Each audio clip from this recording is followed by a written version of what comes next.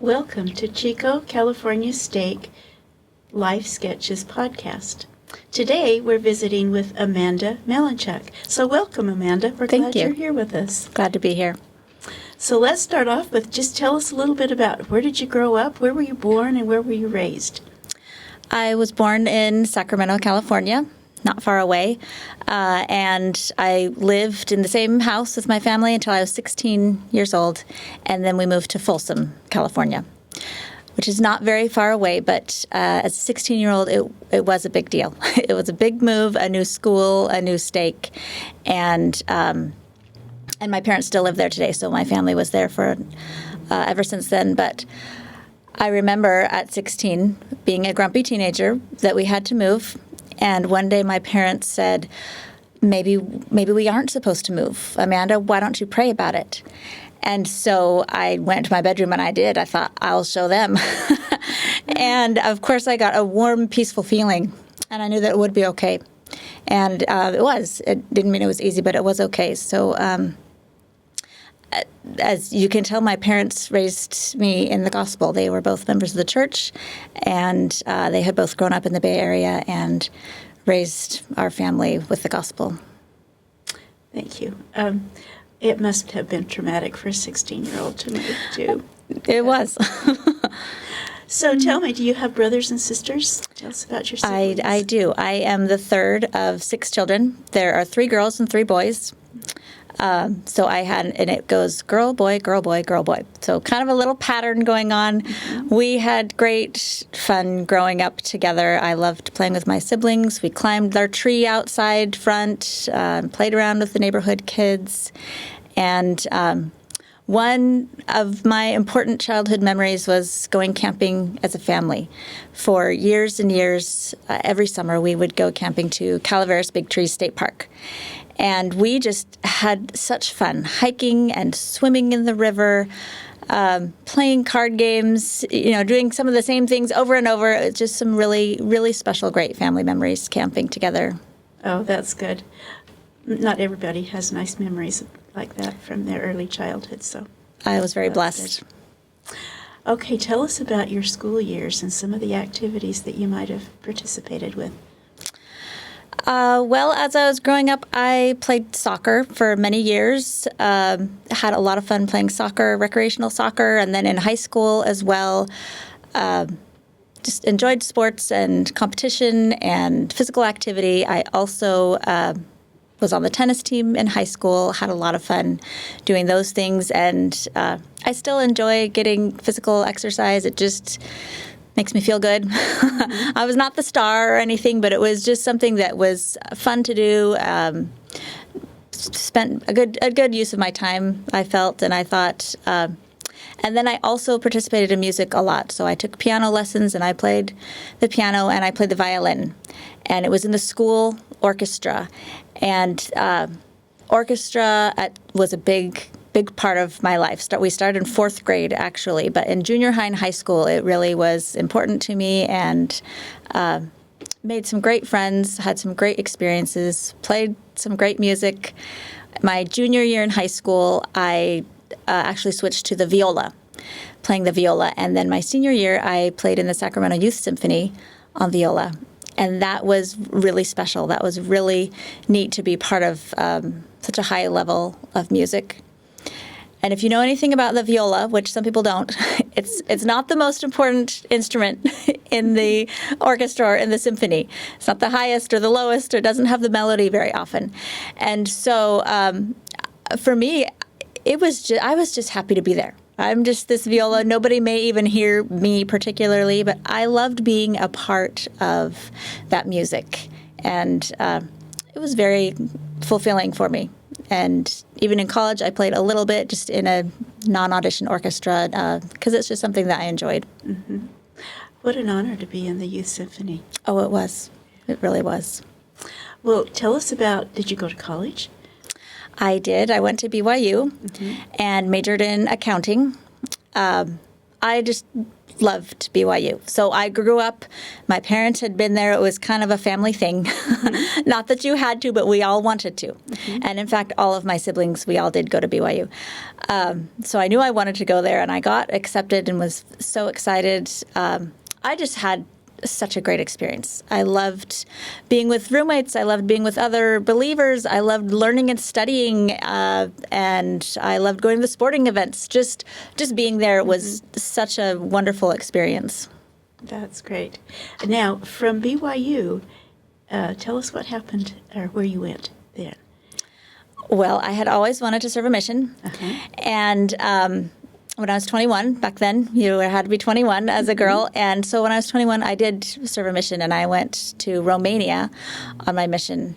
And what a life experience.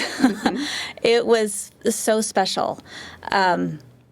So many things. My husband served his mission in Russia, and we, both of us, I think, had such significant experiences that our plan is when we're older, we just want to serve missions together. We just such an incredible opportunity and experience that we hope that we can do that in the future. But as a missionary, as a young missionary, just so many life lessons. So I'll have a couple that I will share. Okay.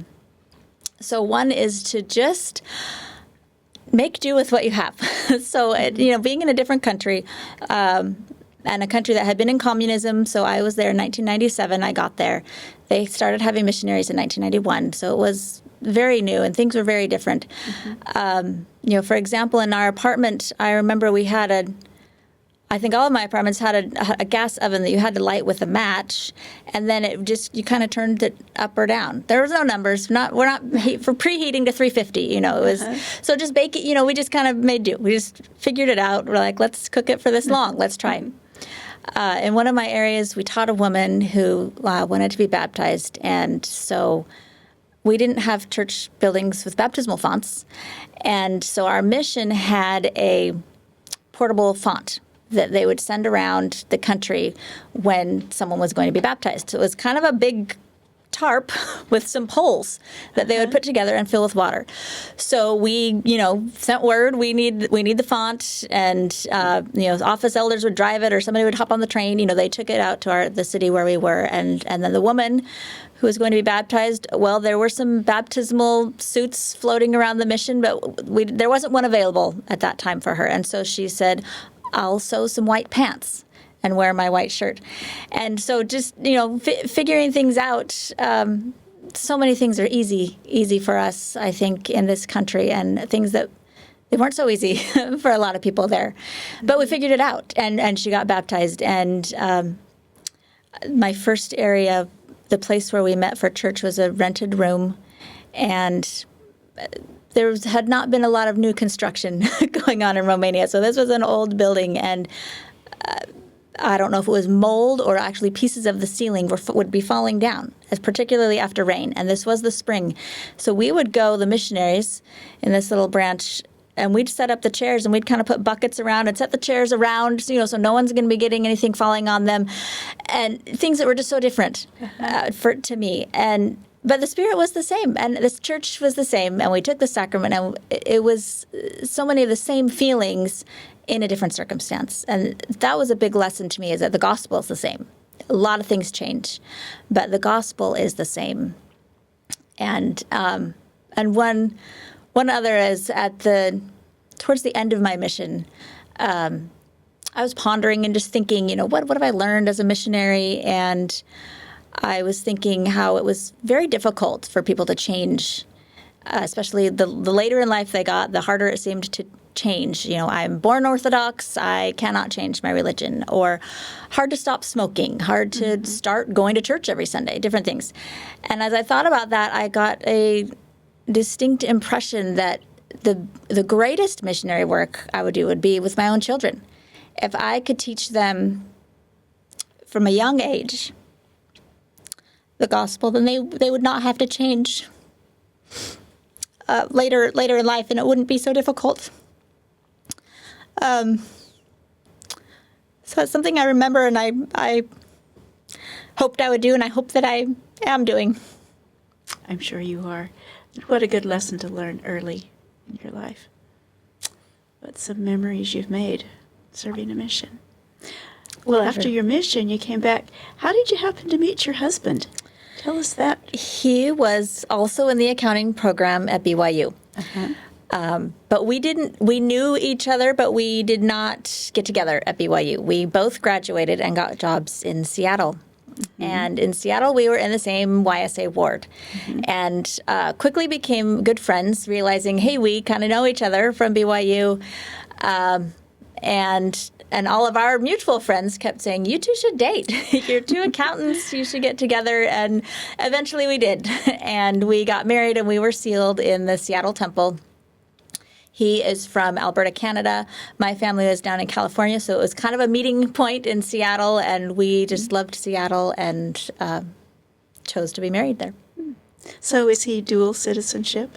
He is not yet. He's Canadian. He has a green card. Oh, that's good. Okay, so tell us about your family, your children that have joined your family. We have 5 children. They currently are ages 11 to 19. So my oldest daughter, Catherine, is starting the home MTC tomorrow. She's going on a mission. Similar to me, she has wanted to be a missionary for a long, long time and has prepared, and tomorrow is the start, and we're all so excited. She'll be going to the Dominican Republic Santiago mission. And then I have Amelia, is 17. She's a senior this year, and Daniel is 15. Michael is 13, and Nathaniel is 11. So they're nice, evenly spaced, I suppose. So we had these 2 girls first, and then 3 boys. And when we first had my first son, Daniel, we had no boy things. A lot of stuffed animals and dolls, and now our house is full of cars and trucks and all these things. But they are wonderful kids. And so my youngest, Nathaniel, he was born with something called Charge syndrome, which is a genetic mutation. It's basically a collection of birth defects. So he has a trach. He has a feeding tube. He cannot swallow. He has glasses. He has hearing aids. And he has speech limitations.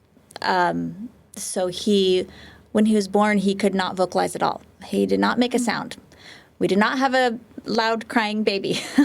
You could see tears, but there wasn't the sound. And I remember at the time when I did hear a baby crying, I wanted to hear it, Yes.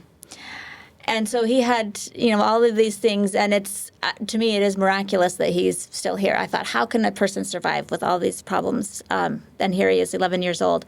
But he has had several surgeries, and one surgery when he was 5 years old. He came out of that surgery. This wasn't even what they were doing in the surgery, but he came out of that being able to vocalize. And so he, as a baby, starts to make some sounds. He started making some sounds, and we got really excited, of course, and took him to a speech therapist and evaluated him. And they said, well, I don't think we can do anything for him.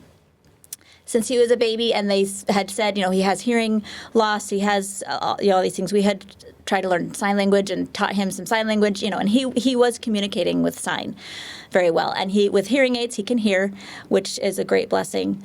But as time went on later and he got into school, we just checked again, and they started doing speech therapy for him. And he has made remarkable progress. It's amazing. It's amazing to me. It is truly a miracle that he can speak. And it's difficult for some people to understand, but it's so much progress that I have confidence that he'll continue to make progress. And that's just been so wonderful, so amazing. And so he has a lot going on, a lot of specialists, a lot of appointments, a lot of equipment that we use, a a lot.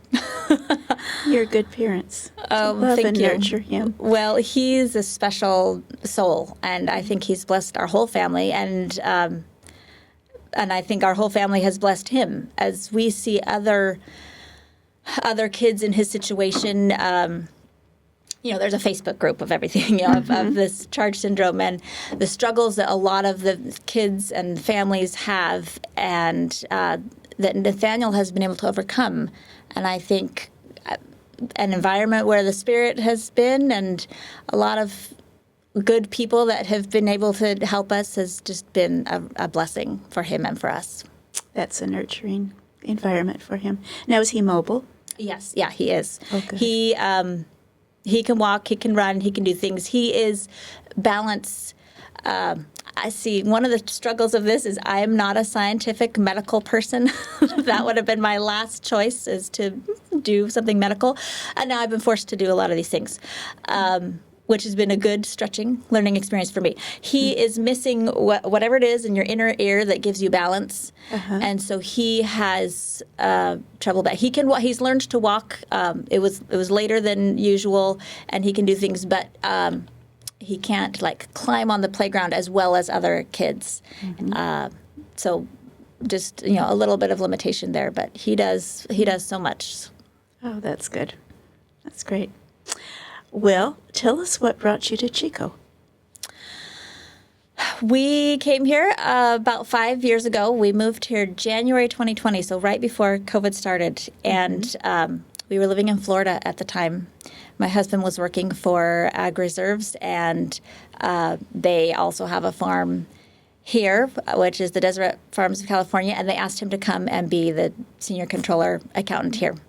And we were very happy in Florida and having a wonderful life, we thought, but we felt that this was the right thing that we should do. And so we moved back across the country, and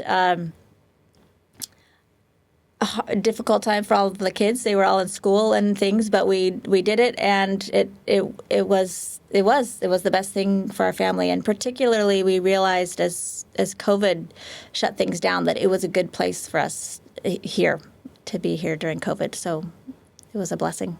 We're always glad when people will move to California because so many are moving away. Everyone was like, "You're moving to California?" Yeah. So that was a little funny.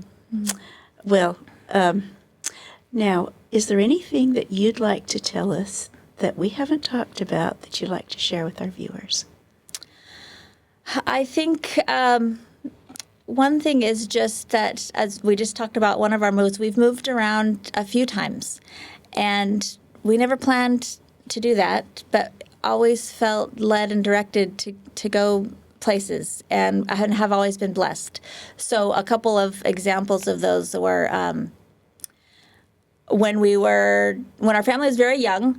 When we first got married, we said we would like to go to a foreign country. We'd like to live in a foreign country again. And as we had both served our missions in Eastern Europe, we said, hey, let's go to Eastern Europe. And my husband's job allowed him to do that. He worked at an accounting firm that had offices around the world. And so we said we would like to go to Russia. He had served his mission in Russia. He spoke Russian. I had always wanted to go to Russia. And we made this plan, and I was so excited. We had our 2 little daughters by then. And in the last minute, we felt that we should go to Ukraine instead. And it might be easy to say, oh, Ukraine, Russia, both in Eastern Europe, but it was a huge change.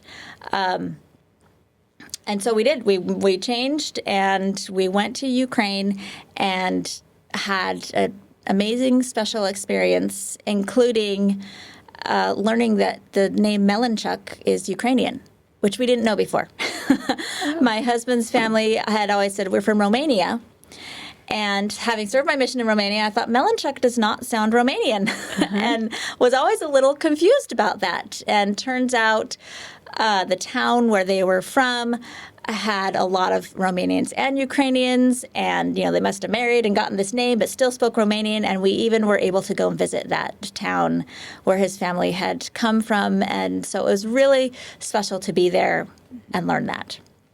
And also because he will be disappointed if I don't mention this. My son Daniel was born in Ukraine. So we had a little of adventure of me having a baby in Ukraine, and that's got its own stories. Well, having lived there as a family, you probably now have a real soft place in your heart for the struggles they're going through right now. We certainly do. We definitely do. We still have some friends there. My husband, however, also has friends still in Russia, and so it is a difficult situation, and we definitely have a soft spot for those in Ukraine. And then one other example of our family moving is, so we lived in Seattle, got married in Seattle, went to Ukraine, back to Seattle, then we actually moved to California, felt that we should be near my parents, and there we are.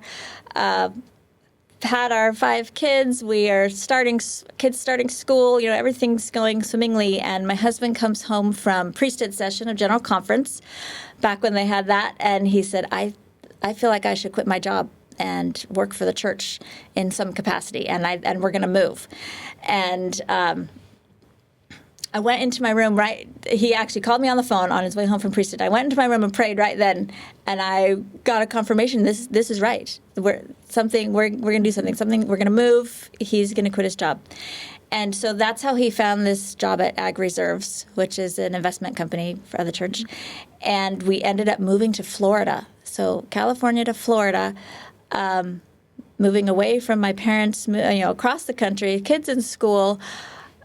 My special needs son with 10 doctors, but in the temple I was like, we're going here, we're doing this, and so we did, and we just looked at it as this big adventure, and it was. We flew there. We had our cars shipped, and we flew into Orlando, and it was 11 o'clock at night when we arrived, and you open the doors out of the airport, and here comes this heat and humidity.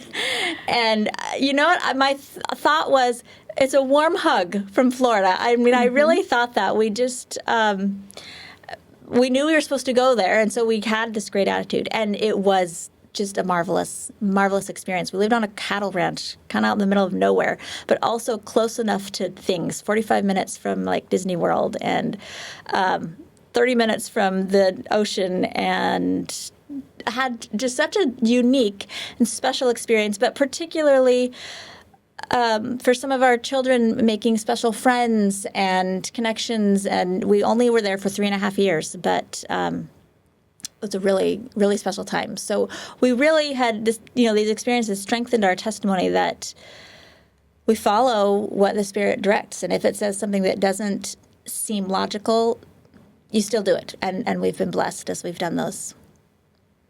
Well, you really have been blessed, and we're grateful that you're in our stake now. Thank you so much, Amanda, for sharing your story with us. We have really appreciated you opening your heart and telling us about your family's experience. Thank you.